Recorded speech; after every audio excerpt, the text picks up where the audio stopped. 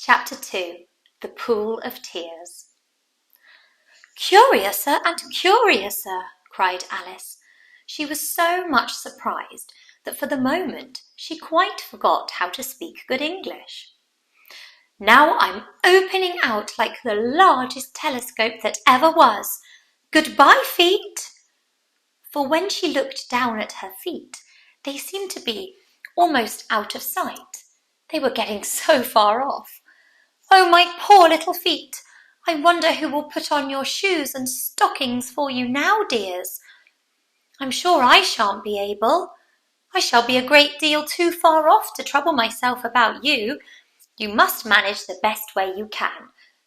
But I must be kind to them," thought Alice, "or perhaps they won't walk the way I want to go.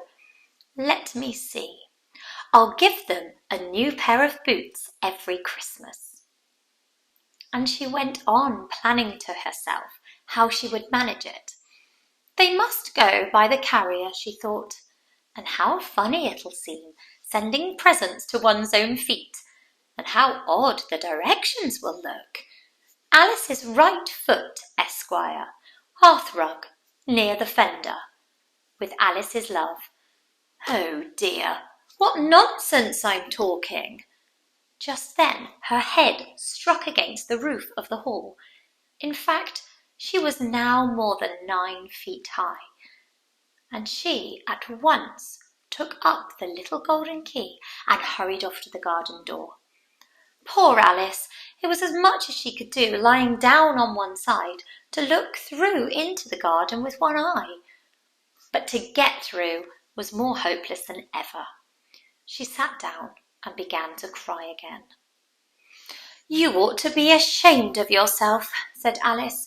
"A great girl like you," she might as well say this, "to go on crying in this way. Stop this moment, I tell you." But she went on all the same, shedding gallons of tears, until there was a large pool all around her, about 4 inches deep, and reaching half down the hall. After a time, she heard a little pattering of feet in the distance, and she hastily dried her eyes to see what was coming. It was the White Rabbit returning, splendidly dressed, with a pair of white kid gloves in one hand and a large fan in the other. He came trotting along in a great hurry, muttering to himself as he came, "Oh, the Duchess! The Duchess! Oh, won't she be savage if I've kept her waiting?" Alice felt so desperate that she was ready to ask help of anyone. So when the rabbit came near her, she began in a low, timid voice, "If you please, sir." The rabbit started violently, dropped the white gloves and the fan, and scurried away into the darkness as hard as he could go. Alice took up the fan and gloves, and as the hall was very hot, she kept fanning herself all the time she went on talking. "Dear, dear, how queer everything is today. And yesterday things went on just as usual. I wonder if I've been changed in the night. Let me think. Was I the same when I got up this morning? I almost think I can remember feeling a little different. But if I'm not the same, the next question is, who in the world am I? Ah, that's the great puzzle." And she began thinking over all the children she knew that were of the same age as herself, to see if she could have been changed for any one of them. "I am sure I'm not Ada," she said, "for her hair goes in such long ringlets, and mine doesn't go in ringlets at all. And I'm sure I can't be Mabel, for I know all sorts of things, and she knows such a very little. Besides, she is she, and I am I, and, oh dear, how puzzling it all is. I'll try if I know all the things I used to know. Let me see. 4 times 5 is 12, and 4 times 6 is 13, and 4 times 7 is, oh dear, I shall never get to 20 at that rate. However, the multiplication table doesn't signify. Let's try geography. London is the capital of Paris, and Paris is the capital of Rome, and Rome— No, that's all wrong. I'm certain I must have been changed for Mabel. I'll try and say, how doth the little— And she crossed her hands on her lap as if she were saying lessons, and began to repeat it. But her voice sounded hoarse and strange, and the words did not come the same as they used to do. How doth the little crocodile improve his shining tail, and pour the waters of the Nile on every golden scale? How cheerfully he seems to grin, how neatly spread his claws, and welcome little fishies in with gently smiling jaws. I'm sure those are not the right words, said poor Alice, and her eyes filled with tears again as she went on. I must be Mabel after all, and I shall have to go and live in that poky little house and have next to no toys to play with and, oh, ever so many lessons to learn. No, I've made up my mind about it. If I'm Mabel, I shall stay down here. It'll be no use their putting their heads down and saying, "Come up again, dear." I shall only look up and say, "Who am I then? Tell me that first, and then, if I like being that person, I'll come up. If not, I'll stay down here till I'm somebody else." But, oh dear, cried Alice with a sudden burst of tears, I do wish they would put their heads down. I am so very tired of being all alone here.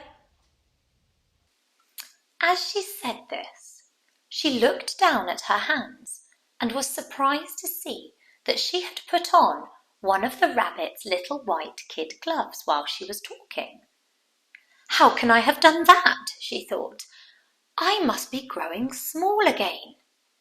She got up and went to the table to measure herself by it, and found that, as nearly as she could guess, she was now about 2 feet high and was going on shrinking rapidly. She soon found out that the cause of this was the fan she was holding, and she dropped it hastily, just in time to avoid shrinking away altogether.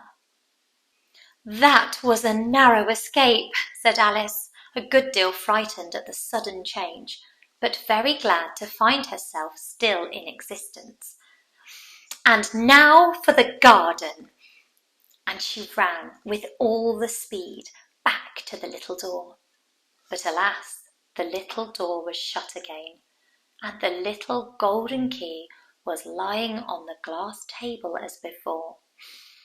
And things are worse than ever, thought the poor child, for I never was so small as this before, never, and I declare it's too bad that it is. As she said these words, her foot slipped, and in another moment, splash, she was up to her chin in salt water. Her first idea was that she had somehow fallen into the sea. And in that case, I can go back by railway, she said to herself. Alice had been to the seaside once in her life, and had come to the general conclusion that wherever you go to on the English coast, you find a number of bathing machines in the sea, some children digging in the sand with wooden spades, then a row of lodging houses, and behind them a railway station. However, she soon made out that she was in the pool of tears which she had wept when she was 9 feet high. I wish I hadn't cried so much, said Alice as she swam about, trying to find her way out. I shall be punished for it now, I suppose, by being drowned in my own tears. That will be a queer thing, to be sure. However, everything is queer today. Just then she heard something splashing about in the pool a little way off, and she swam nearer to make out what it was. At first, she thought it must be a walrus or a hippopotamus, but then she remembered how small she was now, and she soon made out that it was only a mouse that had slipped in like herself. Would it be of any use now, thought Alice, to speak to this mouse? Everything is so out of the way down here that I should think very likely that it can talk. At any rate, there's no harm in trying. So she began. "Oh, Mouse, do you know the way out of this pool? I am very tired of swimming about here, oh Mouse." Alice thought this must be the right way of speaking to a mouse. She had never done such a thing before, but she remembered having seen in her brother's Latin grammar, a mouse, of a mouse, to a mouse, o mouse. The mouse looked at her rather inquisitively and seemed to her to wink with one of its little eyes, but it said nothing. "Perhaps it doesn't understand English," thought Alice. "I dare say it's a French mouse come over with William the Conqueror." For with all her knowledge of history, Alice had no very clear notion how long ago anything had happened, so she began again. "Où est ma chat?" which was the first sentence in her French lesson book. The mouse gave a sudden leap out of the water and seemed to quiver all over with fright. "Oh, I beg your pardon," cried Alice hastily, afraid that she'd hurt the poor animal's feelings. "I quite forgot you didn't like cats." "Not like cats?" cried the mouse in a shrill, passionate voice. "Would you like cats if you were me?" "Well, perhaps not," said Alice in a soothing tone. "Don't be angry about it. And yet, I wish I could show you our cat Dinah. I think you'd take a fancy to cats if you could only see her. She's such a dear, quiet thing," Alice went on, half to herself as she was swimming lazily about the pool, "and sits purring nicely by the fire, licking her paws, washing her face, and she is such a nice, soft thing to nurse. And she's such a capital one for catching mice." "Oh, I beg your pardon," cried Alice again, for this time the mouse was bristling all over, and she felt certain it must be offended. "We won't talk about her any more if you'd rather not." "We indeed," cried the mouse, who was trembling down to the end of his tail. "As if I would talk on such a subject. Our family always hated cats. Nasty, low, vulgar things. Don't let me hear that name again." "I won't indeed," said Alice in a great hurry to change the subject of conversation. Are you fond of dogs?" The mouse did not answer, so Alice went on eagerly. "There is such a nice little dog near our house I should like to show you. A little bright-eyed terrier, you know, with, oh, such long curly brown hair, and it'll fetch things when you throw them, and it'll sit up and beg for its dinner and all sorts of things. I can't remember half of them, and it belongs to the farmer, you know, and how he says it's so useful it's worth £100. He says it kills all the rats and—" "Oh dear," cried Alice in a sorrowful tone, "I'm afraid I've offended it again," for the mouse was swimming away from her as hard as it could go and making quite a commotion in the pool as it went. So she called softly after it, "Mouse dear, do come back again, and we won't talk about cats or dogs either if you don't like them." When the mouse heard this, it turned round and swam slowly back to her. Its face was quite pale, with passion, Alice thought, and it said in a low, trembling voice, "Let us get to the shore, and then I'll tell you my history, and you'll understand why it is I hate cats and dogs." It was high time to go, for the pool was getting quite crowded with the birds and animals that had fallen into it. There were a duck and a dodo, a lorry and an eaglet, and several other curious creatures. Alice led the way, and the whole party swam to the shore.